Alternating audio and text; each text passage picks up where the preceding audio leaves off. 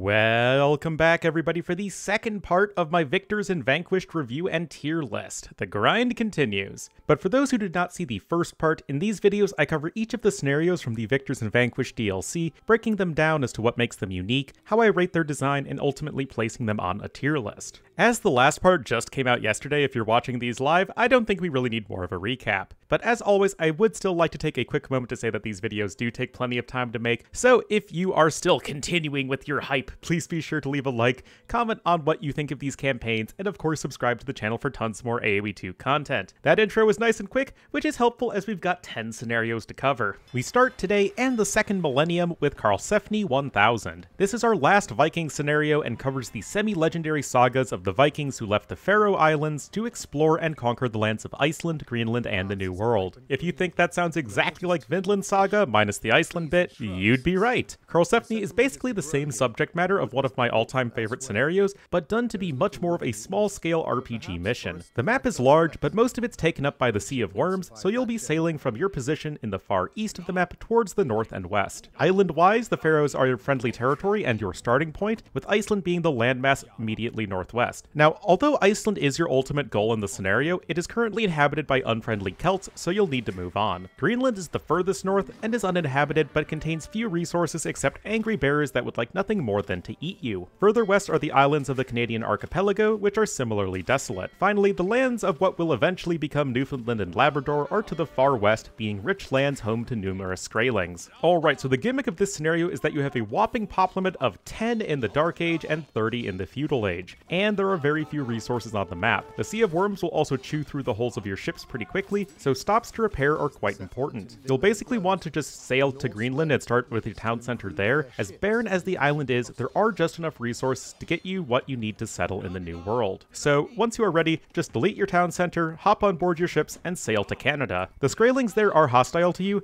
but if you can find a spot to safely build a TC, you're fine. From there, it's all about slowly building your eco to defeat the Skraelings, at which point you'll have everything you need to take down the Irish in Iceland. Just sail right back over there with a bunch of berserks, defeat them, build a settlement, and you will have won the scenario. Okay, so how to look at Karlsefni. It's the smallest scale, most RPG-like scenario in all of AoE 2 DE, and it covers the subject matter of an existing Conqueror scenario, so it could be really awkward for some players. That said, once you get into the nitty-gritty of Karlsefni, there really isn't all that much to it. Like I said, sail to Greenland, gather some resources, sail to the New World, defeat some extremely easy Skraelings, and then sail back to Iceland. None of your enemies train any units, and most of the map is not utilized, making the mission feel quite static and empty. You can explore Greenland and Canada if you want, but there really isn't anything to do. The ambiance is okay, but in my opinion, the voice acting and active AIs made Vinland Saga feel much more alive than Karlsefni, not to mention more challenging. There, the dynamic was figuring out how to get past Greenland without much gold. Here, it's just making sure your ships don't sink in the Sea of Worms. Your heroes aren't super exciting either. Now, we need to place Karlsefni on the tier list. Unfortunately, I don't think this mission really adds all that much to the game, and I will be placing it in the D tier, although the unique low-pop gameplay will push it to the top of that tier. I think that more than anything else, Karlsefni just does not expand on the Vinland Saga foundation laid out for it almost 25 years ago. I will admit that aspects to that scenario feel outdated, like the Britons being pushovers, the Skraelings being no match for your army, and the heavily forested and populated Greenland. This would be an opportunity to expand on the concepts that were so cool back then, the themes of exploration, fighting for survival, and a sea that eats through the hulls of your ships. Karlsefni tries to do that with the angry wildlife and natives, but the map still feels too empty and underutilized. There's no real point in exploring, and that's kind of what the mission is all about. I would expect more from a redo of a classic scenario. Next up will be the first of our 3 Constantinople scenarios with Komnenos 1081. Another grand-scale mechanic scenario that diverges from typical build and destroy gameplay, Komnenos follows the rise to power of the titular Byzantine Strategos as he seizes the throne and then looks to restore the lost power and prestige of the empire. At a basic level, your goal in this scenario is to defeat your 2 main enemies, the Seljuk Turks in Anatolia and the Normans in Italy. The catch here is that you can only gain income from levying taxes at regular intervals, so you need to reclaim cities to increase your tax base. In addition, you have a legitimacy rating, where completing certain objectives will gain you legitimacy,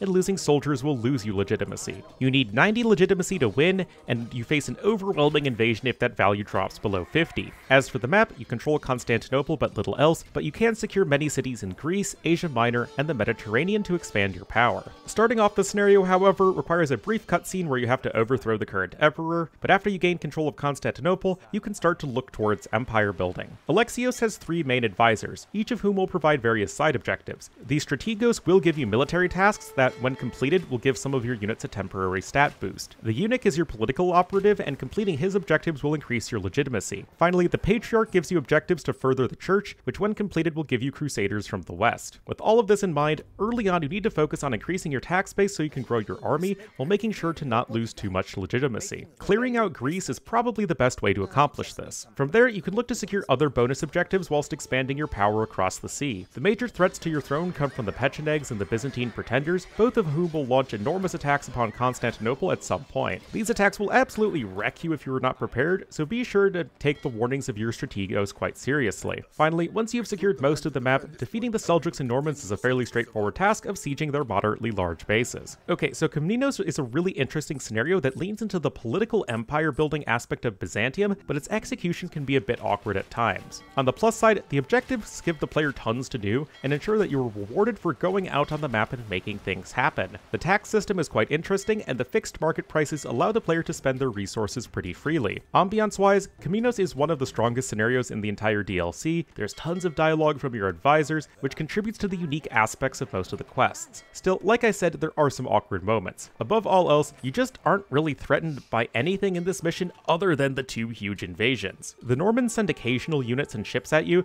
but nothing that forces much of a reaction. The Seljuks are even more pathetic, as all of their ships and transports literally run into your starting castle. The remainder of your enemies are just static units, which is an unfortunate blight on a scenario that otherwise feels very alive. The pacing can also be awkward, because while you do need to be efficient with your units early on, once you get a large enough army, the gameplay switches from engagement to tedium as you just patrol across the map to find enemies to swat. The exception to all of this is of course the 2 invasions, and although I love the challenge associated with them, there are still a ton of units that just spawn out of nowhere, which can make it difficult for players to stop unless they already know what to expect. That was plenty of analysis, but with all of that said, Komnenos needs to go on the tier list, and in this case, I'm going to go with the very bottom of A tier. In a lot of ways, I see parallels between Komnenos and Seljuk. Both are non-traditional mechanics-based scenarios where you grow a huge empire from very little. Both feature really cool ideas and have maps full of diverse factions, and yet suffer from awkward pacing and a wide variance in challenge. To me, what puts Komnenos over the top of Seljuk into the A tier is the dialogue. Constantinople just feels more alive than anything you got in Central Asia. That's not to say that it's perfect, after all, your enemies never say anything, but Komnenos nevertheless gives the player a unique and mostly engaging experience.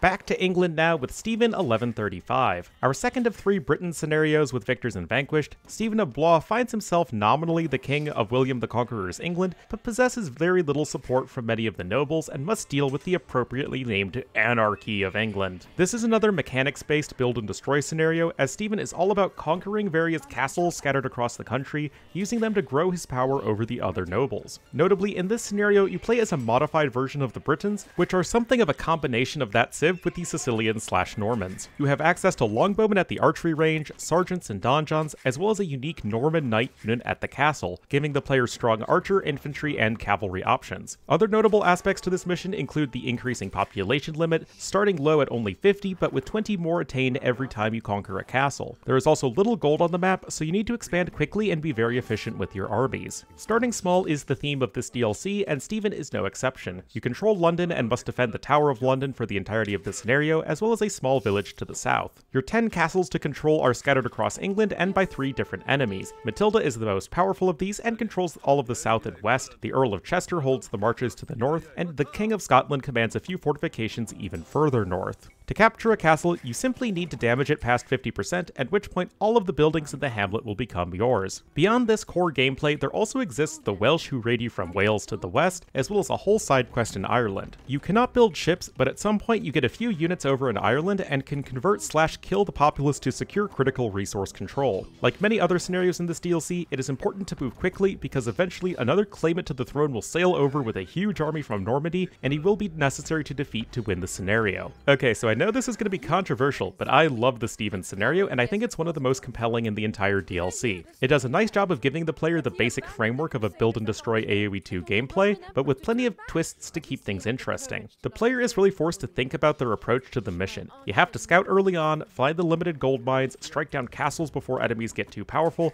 and even multitask a fair amount by defending your strongholds in attempts to conquer Ireland. All of this is done with the player having access to some interesting unit compositions that you don't get to play with normally, such as the awesome duo of Longbowmen and Donjons. The lack of gold and extra population space are likely the biggest road bumps for most players, but these can be alleviated with aggressive play and good scouting. Your enemies also scale alongside you, ensuring a fairly even challenge level throughout the mission. There's also a nice touch where once you defeat the invading army, you actually win the scenario even if you haven't finished sniping all the castles yet. You've basically beaten the final boss at that point, so no need for extra tedium. Now for the tier list, controversy time, I'm going to be putting Steven in the S tier, between Robert and Vortigern. I know a lot of people don't like this scenario because it's so tough, but you know what? It's totally doable. You are given all of the tools necessary to win the scenario, it's just down to you to figure out how to use them. If you're struggling with the scenario or the achievement, check my playthrough. I do all of the achievements and scenarios on hard difficulty and certainly play far from perfectly. As to what holds Steven back from the tippy top, I really think there could have been much more dialogue between the characters, and more exposition and characterization of the various factions in the intro/outro slides would be nice. Still, in the grand scheme of things, these are relatively minor and don't detract from the excellent gameplay of Steven 1135. Behold, the horde of he who will soon be Genghis Khan approaches. Indeed, the next scenario will be Temujin 1185. The Mongol scenario of the DLC, Temujin serves as an origin story to the infamous campaign protagonist, so you could kind of consider this to be Genghis Khan Zero. Before you can convince as many tribes as you can to join your glorious army, you need to get that glorious army in the first place. This is another raiding scenario, as the main mechanics at play here involve using few units to attack the other tribes of the steppe, slowly growing your power and prestige. Capturing horses will give you Mangudai, and destroying specific enemy yurts will give you more villagers. These are the only villagers you get in the scenario, so you must protect your units well. As you grow more powerful, you hold feasts to gain population, and can eventually overrun either the Mongol tribes or the two Chinese factions to win the scenario. Speaking of which, the map naturally comprises mostly open steppe, with your first enemy, the Merkits, inhabiting the north of the map alongside you near Lake Baikal. The other steppe peoples are the Tatars to the east, the Kyriads to the south center, and the Naiman to the west. The two Chinese factions of the Xixia and Jin maintain strongholds to the south and east respectively. Speaking now to the gameplay, after an intro cutscene and opening where you rescue your first wife Borta, the scenario opens up and you can raid in pretty much any direction you want. All other players are allied to you, so you can take the opportunity to wipe out the Merkits for early gold income, allowing you to build your army and villager count. Mangudai from horses are going to be the mainstay of your army, as will the Temujin hero himself. There is a friendly priest near your camp, and you'll need to make good use of him to keep your tiny raiding band healthy. You are also given the choice to ally with one of the other tribes, which can grant you extra resources, although this decision seems to matter very little. Once you are too powerful, your blood brother Jabuka will raise all the other tribes against you, so the Tatars, Kyriads, and Naiman will become your enemies anyway. At this point, you'll gain access to the Imperial Age, and shortly afterwards, you will assume the title of Genghis Khan and gain access to elite Mangudai. As I mentioned, victory itself is achieved from either defeating the other steppe tribes or by defeating the two Chinese factions. So, in a lot of ways, Temujin 1185 plays like an earlier version of Seljuk, which it kind of is. You have the nomadic steppe raiding mechanics, taking gold from enemy units and buildings, stealing horses to grow your power, and eventually building up to an unstoppable horde. However, Temujin feels much more bare bones than Seljuk, with slower pacing and less dynamic gameplay. The enemy tribes and Chinese just sit in their camps and train units, but never attack you, leaving much of the mission feeling rather tedious as you slowly but inevitably grow your army. The exception to this is very early on when you have basically no army, and each individual unit loss can be difficult to recover from. It's one of those missions where once you get past a difficult opening, the rest of the mission is a cakewalk. I've played through both objectives in this mission and have defeated both the other steppe tribes and the Chinese, and since you don't get siege weapons, I don't see any reason as to why you'd ever want to go after the Chinese. Yes, their bases are far more lucrative, but you'll also have to take down castles and fortified walls without siege, instead of, you know, just yurts and stuff. Now, to place Temujin on the tier list, I know I was just beating up on the level a bit, but I'm still gonna put it in the C tier, even above Fine Hair and Auto. I'm not saying the gameplay is amazing, and Seljuk does the concept better anyway, but the core raiding other steppe tribes does feel true to the Mongol experience. Getting to hit and run with your army can be fun, although still not enough to make up for the slow pacing and dead feeling map. Some better differentiation between the other tribes would be nice. For instance, maybe you could get different bonuses based on which tribe's wife you take, or something like that. Some more Easter eggs or reasons to explore the map would be nice as well, because as I keep saying, with static units and mostly open grassland, it really does feel like you're just blindly going from enemy camp to enemy camp without much thought. Temujin 1185 lays an interesting groundwork for a step raiding scenario, but the concept is better fleshed out in Seljuk, leaving this scenario bare bones by comparison. Moving now due west, we go to Mstislav 1203. Newly finding himself Prince of Smolensk and wed to the daughter of Kotian Khan, Mstislav is surrounded by belligerent and fragmented principalities. Desire for unity against the growing nomadic threats from the east, Mstislav seeks to unite the Rus principalities, and that is indeed your objective in this scenario. There are 4 cities whose rulers must be replaced by loyal allies: Novgorod, Vladimir, Halych, and Kiev. The unique mechanic of this scenario is that although you can obtain villagers through conquering scattered towns across the countryside, you cannot control them. They'll just gather resources for you at their specific locations. There are also villages that give military buildings and a multitude of side quests to gain additional supporters and bonuses. However, while all of this is going on, humans keep arriving, not interested in fighting, but rather fleeing from an even greater threat. You can recruit some of these humans to your side, but eventually you must prepare for this enemy. Of course, this enemy is in fact the Mongols, who will eventually unleash an absolutely gigantic horde at you, and only by slowly whittling them down will you eventually win the scenario. Now, there are a bunch of enemies to fight right off the bat in Mstislav, as well as many side objectives, but first things first, you need to focus on subduing the outlying villages to gain additional income. By doing this, you can find the support of stray Varangians, Bogatyr hero units, and even the occasional relic. After you claim enough of these villages, you will automatically get Imperial Age researched, which is essential to fighting the other Rus principalities. Each of these enemies is represented by a different civilization, and conquering them will grant you some of that civ's unique unit, as well as associated bonuses. Novgorod will give you Lechai, tower shields, and gold, Vladimir will give you Konix, Baggins, and stirrups, Halych will give you Obuki, Lechitic legacy, and Shlachta privileges, and Kiev grants you Druzhina and access to a university. Now, unlike many of the other scenarios we've covered, your enemies in Mstislav will absolutely attack you, and since you're on a timer before the Mongols show up, it is important to act quickly and efficiently. I'm not sure what exactly triggers the Mongols to show up, but in my experience, they did so shortly after I conquered all of the cities. The enormous horde will likely pulverize even yours and allies' combined forces, so retreating to the various cities to regroup is essential. Okay, so there's clearly a lot going on in Mstislav, and most of it's really good. Yeah, the gameplay is pretty fun, but above all else, the feeling of impending doom in this level is great. The scenario starts out with just you dealing with some drunkards on your wedding night, but there is a constant stream of human refugees from the east giving increasingly alarming reports of what is chasing them. It's really well done and gives the player that feeling of existential dread and the need to act quickly to get your people united. Doing so in the first part of the scenario is quite engaging. The unique economic setup, access to sergeants, and plethora of side objectives keep up the tempo of the scenario as well as the difficulty. If you don't act quickly, you will absolutely get clobbered by your rivals. Unfortunately, as great as this is, there are some real execution issues with the scenario. These range from minor complaints like villagers bugging out and you not being able to do anything about it, to the major issues like the Mongol invasion being the very definition of janky. The horde attacks in a very slow and disjointed fashion, your allies that you worked so hard to get will do nothing after the initial fight, which makes the whole retreating from city to city dynamic much less meaningful. Of course, as always, Mstislav does need to go on the tier list, and I will be placing our Slavic scenario at the top of A tier. The execution issues of the mission hold it back from the S tier, but other than that, the flavor is memorable, the gameplay is unique, and the difficulty level is pretty high. Basically all of the things I enjoy in a scenario. You even get a good opportunity to make use of Slav siege onagers in this mission, which is a rarity in campaigns as AI armies tend to trickle in as opposed to using formations like in multiplayer. It is very difficult to deal with all of those Mongol units without them, even with your supercharged infantry and cavalry. The Teutonic Knights, pagan Lithuanians, Varangians, and even a guest appearance from Kotian Khan all give the scenario scope and location to an otherwise nondescript map. With some bug fixes and a reworked climactic battle, Mstislav could easily be one of the best scenarios in the expansion. It's just not quite there yet. For the latter half of this video, we're going to be jumping at least 250 years to the end of the Middle Ages, starting with Constantine XI in 1453. This is going to be the second of the 2 Byzantine scenarios of the DLC, and the first of the 2 Fall of Constantinople scenarios. Constantine XI, of course, has you defending the city,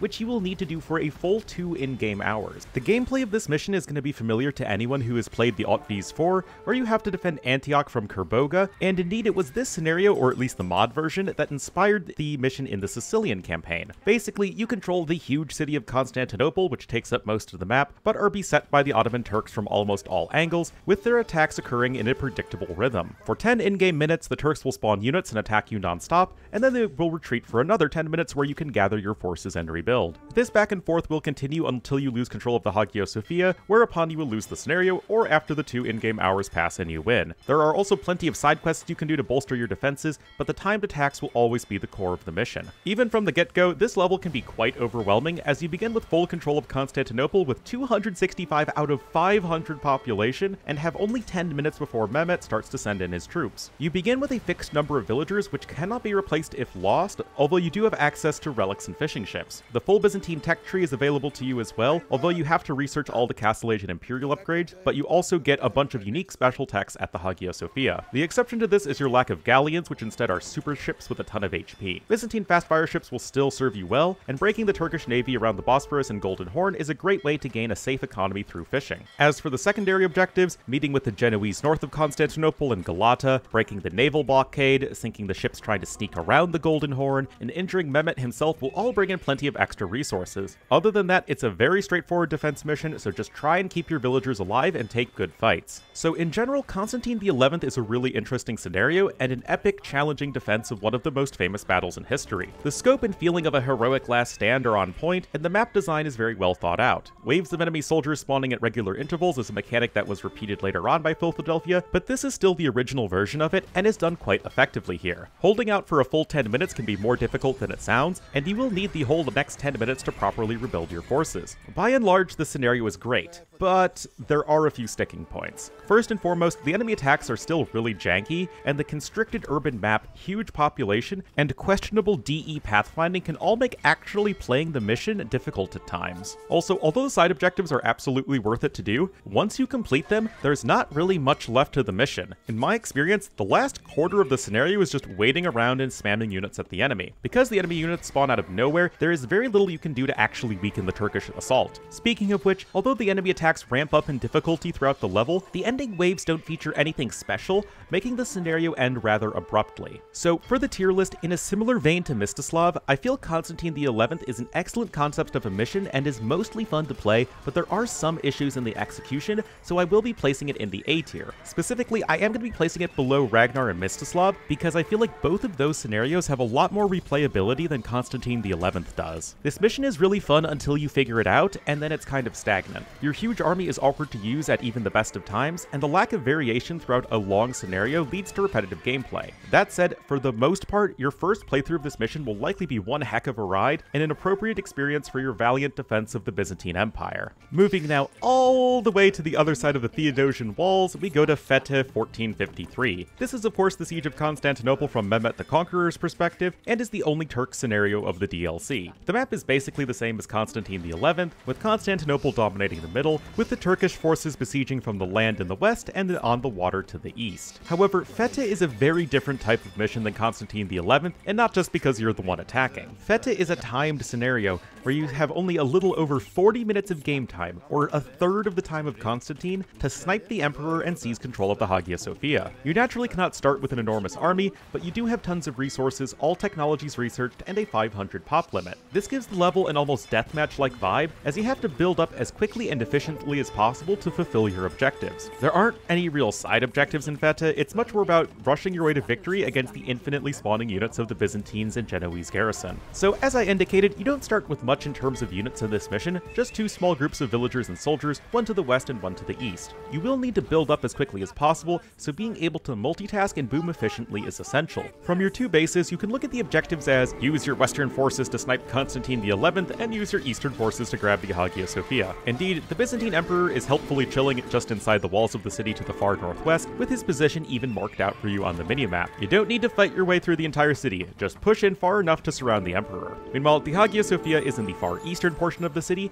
and is easily accessible via transport from your eastern base. You can trade by both land and sea if needed, but honestly, you'll probably run out of time before you run out of gold. Beyond that, there really isn't much to the mission. Not that it's easy, you really are pressed for time, but this is probably the simplest scenario in the entire DLC. And that brings us to what I think of Fetih, and yeah, it's a mixed bag. The gameplay gameplay and challenge of having to blitz your way to objectives before time runs out is really fun and different, but it just feels so inappropriate for this battle. It's like Fete should be one scenario in a 5 to 6 part Mehmet the Conqueror campaign rather than a standalone battle. For it being such a huge siege, being rushed this much feels just odd. Most of your time is just spent building up, with the 2 pushes happening relatively quickly at the very end. The northwest and far east of the city are the only relevant points on the map, and everything else is just fodder. Even the Genoese in Galata are purely for show, they have zero impact in the gameplay. The hyper-focused scope to the mission completely separates the player from any feeling of a siege, as you basically capture no territory and don't use any of the Turkish slow-pushing potential. Siege rams to absorb arrow fire will likely serve you better than massed cannons. Yes, you need to capture the Hagia Sophia, but because your enemies constantly and infinitely spawn units, you can't really hold anything. Running hussars around units to pull them away from the monument just long enough for you to gain control of it does not give the player the sense of the utter destruction of an empire. Now, where to put Fete on the tier list? I went back and forth in this one, but I don't think I can quite justify the B tier, so I'm instead going to go with the top of the C tier. The gameplay is a lot more fun and challenging than Temujin, Finehair, and Otto, but the flavor just feels so off for what the scenario is supposed to represent. I know you can continue to conquer Constantinople after you've won the scenario, just like you can keep playing past the official ending in many of the Victors and Vanquished campaigns, but I would never consider that to be part of the core gameplay of any mission. To win Fete, I should actually need to conquer Constantinople. The whole level anyway still feels like the last stand of the Byzantines, rather than the birth of a major power. There is basically no dialogue, and the intro and outro slides are bare bones. We don't even get to play with Basilica, the giant bombard cannon. Think how cool it would have been to have a ridiculously slow, huge bombard cannon with a 2-minute reload time and an enormous blast radius. Wasted potential is basically the theme of this scenario. From 2 scenarios in Constantinople, we next go to 2 scenarios set during the Sengoku Jidai, first with Shimazu 1545. In this Japanese scenario, the Shimazu clan of southern Kyushu, upon seeing the unrest throughout Japan, attempt to seize the opportunity to take control of the entire island. Indeed, the island of Kyushu, which is the southernmost of the 4 main Japanese islands, comprises a good chunk of this enormous map and will be the battlefield for most of the scenario. From your small village, you must build up an army and capture, aka sufficiently damage, the other 9 castles on the island, split amongst your 3 rivals, the Ito, Otomo, and Ryuzoji. Each of these castles are well defended, and there are numerous other stipulations and mechanics you need to consider when playing this mission. For starters, there is very little gold on the map, and due to the head counting practice of rewarding your warriors in battle, you will lose 10 gold for every unit you kill. If you can't pay up, after a short while your samurai will desert and join your enemies. There also exist Portuguese explorers who you can use to gain bonuses like hand cannons, conquistadors, monks, and a feitoria. All of this must be balanced against the shogun, who has a huge army just to the north in Honshu, which he'll send to attack you if you annoy him too much. Conquering Kyushu and defeating the shogun's army will win you the scenario. There is a lot going on with Shimazu,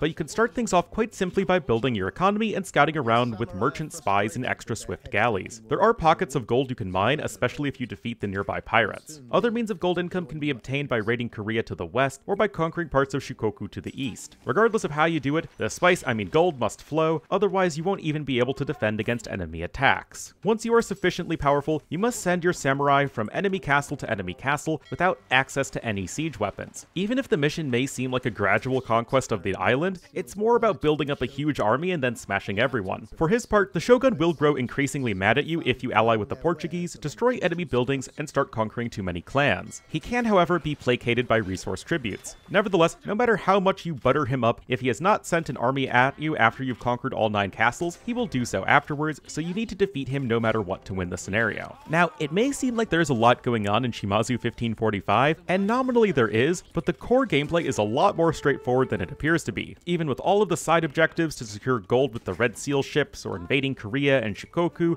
or allying with the Nanban, or any of that, the best course of action is always going to be to just mass up a bunch of samurai and wipe out everything, which is a shame. The Japanese tech tree is modified in this mission to give you era-appropriate units, but ninjas, Ashigaru spearmen, Yumi archers, trainable heroes, and mounted samurai are all significantly less cost-efficient than just spamming your regular old unique unit. This is the core problem of Shimazu. All of the flavor is great, there's tons to explore on the map, and even the difficulty level is pretty high. It all just feels kind of pointless because you can't train siege weapons. Considering your enemies infinitely spawn units that you need to pay to kill, focusing on sniping castles is really the only way to play the mission. The shogun's invasion is also plenty scary, and the mechanic where you have to balance his ire with your ambitions is neat, but at the very end, for some reason, you have to sail to Honshu to snipe a bunch of buildings, which is a tedious way to end the scenario. Alright, so I've had a lot to say about Shimazu, but when it comes to the tier placement, I think that the bottom of B tier seems like a solid spot. lot. At its core, Shimazu is a scenario just bursting with flavor, exploration, and unique mechanics. The ocean is even designed with waves that are reminiscent of Japanese art. Clearly, there was a ton of thought and detail put into this scenario. It's just, well, the best strategy is to just pretend that this is Kurikara and build up an unstoppable army of samurai and patrol across the map. Perhaps with some rebalancing of the enemies, giving player access to rams and maybe bombard cannons and cannon galleons with the Nanban, then perhaps this scenario will be a bit more interesting to play. All of the setup is there, the execution just needs more polishing to create a fun and memorable experience. Our other Japanese scenario occurs almost simultaneously as the last one, and that is going to be Nobunaga 1551. The same Nobunaga from the Kyoto scenario, this mission kinda sorta showcases his rise to power. That said, you don't even need to play as Nobunaga's faction, as this mission is basically Philadelphia's Three Kingdoms custom scenarios set in Sengoku, Japan. For those who have not played those custom scenarios, it works like this. At the very beginning, you pick one of 6 factions. Each of these factions will have unique bonuses, strengths, techs, and alliances. Your goal is then to simply conquer all of the other clans. That means this scenario can play out quite differently depending on which clan you select. As there are no other gimmicks to this mission, I'll briefly describe what makes each clan unique. First, the Oda, that's Nobunaga's clan, inhabit the center of the map and will play like a Japanese version of the Goths with cheap, quick training infantry and extra high pop cap space. The Takeda of Eastern Honshu are your cavalry civilization, as those units get charged attack and higher base attack. The Uesugi of Northeastern Honshu are your quality infantry civ,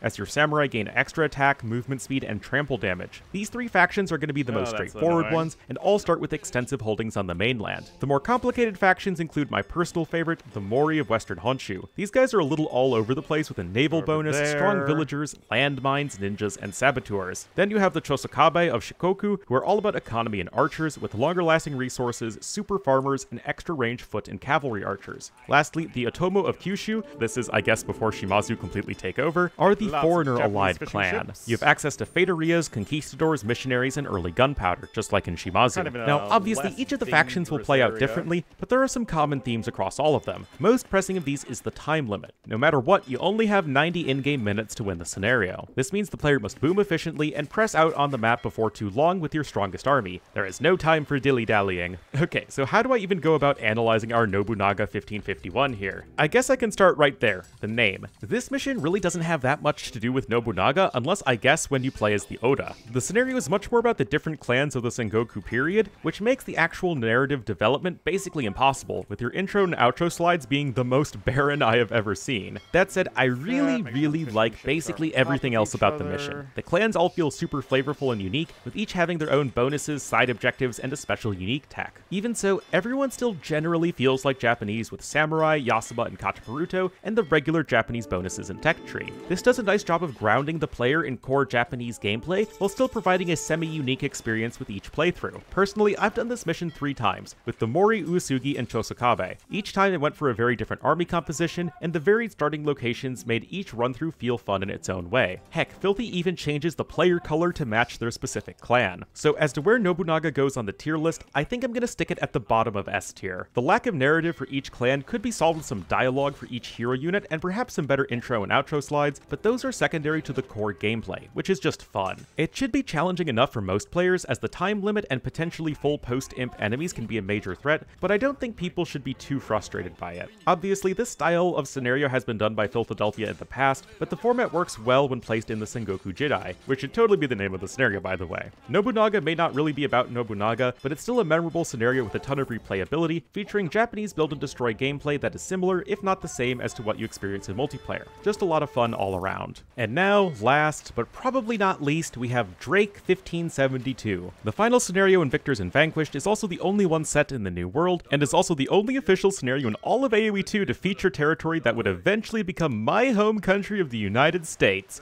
Hooray for Murica! Nominally playing as the Britain civilization, Francis Drake is an English privateer who has been given leave by Queen Elizabeth I to raid and plunder the Spanish Main to his heart's content. Another mostly naval scenario, Drake takes place across the Caribbean, from Florida to the north to the Orinoco Basin to the south. All of the major Caribbean islands are represented, as is the Yucatan and eastern coast of Central America. The gameplay in this level is also quite unique, as it's a full-on RPG scenario where you have to find a way to collect 50,000 gold from the Spanish. The main way to do that in this mission is by conquering Spanish settlements, as each one will give you a healthy amount of gold. Other ways of doing this involve using your unique monk ship to convert Spanish galleons laden with gold, which your crew will unload before scuttling it. There is no set order of how you go about your piracy in this level, level. You just arrive at the far east of the map with a small fleet, and can sail around however you want to find the Spanish. There are a couple of side objectives here, such as finding Maroons, who are escaped African slaves that will fight for you, as well as Marooned sailors, who will power up your flagship. You can't actually spend any of the gold you collect, but you can find a single bombard cannon to help you against buildings. Cannon galleons as well can be converted to serve that purpose. Although you can take the Spanish on in any order, most of the map will need to be yours before you can get to 50,000 gold. I'd still recommend going after Florida and the Caribbean islands before tackling the American mainland, as the former of these locations are generally less well defended and have more surface area that can be bombarded from the water. Units are rare to come by, and extra ships are non-existent, so using your monk, missionary, and monk ship to convert enemy units can really help shore up those numbers, especially if you are cursed with Ornlu levels of micro. Now, when analyzing the level, we have a point of comparison that I have never made before, the Drake scenario in AoE 3. It's a historical battle that was added with AoE 3 DE, and has basically the same map and extremely similar gameplay.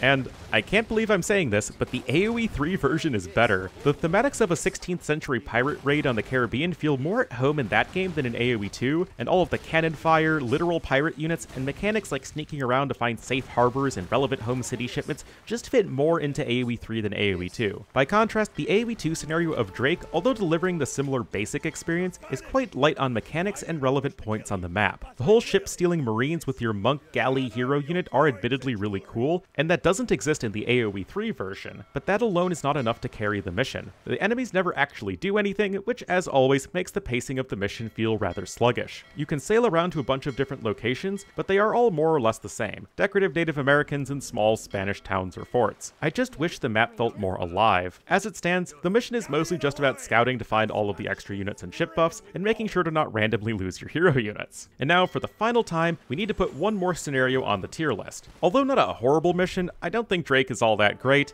and I'm going to be putting it in the C tier between Finehair and Otto. At the end of the day, Drake is an interesting concept, a full-blown Pirates of the Caribbean mission, raiding Spanish gold for merry old England. But that's all the scenario is, a concept. The core gameplay is too bare bones to make a memorable playing experience, and even though there are actually quite a few nooks to explore and Easter eggs to discover, none of it really helps bring the Caribbean to life. There is some nice pirate dialogue thrown in, and the gameplay is enough to save El Drac from D tier, but I can't really justify putting this mission any higher than low C tier. And that's it, guys. That's Victors and Vanquished. I was kinda surprised the tier list was a bit more bottom heavy, but when I really look back at each of the levels, I have to be honest in my analysis. There are some very good scenarios in this DLC, but the lack of polish just does not feel quite there for the official content. Yes, the gameplay is more polished than the custom scenarios, but custom scenarios are generally really janky. That's okay for free content that people make for fun, but the bar is higher for paid content. That said, the lack of new artwork, limited voice acting, and no new unit models all hold back the DLC for me. In short, gameplay-wise, there are some good missions, but everything surrounding the core gameplay is a step down from the other official campaigns. Still, at the end of the day, I had fun with this DLC, so I can't really say it's not worth playing. I don't know. As always, you guys are the judges that matter at the end of the day. These videos just exist to give you my, hopefully reasonable and educated, takes on the campaigns, and to foster thoughtful discussion for you guys. So go do that in the comments, gosh darn it. But before we go, I do need to thank my Patreon supporters with Anonymous and Jared in the Great Wolf tier, and then Hryru, Carolyn, Dieter, Liquid Egg Product, and Tandoori in the Dire Wolf tier. As always, thank you all so much for watching, and I'll see you guys next time.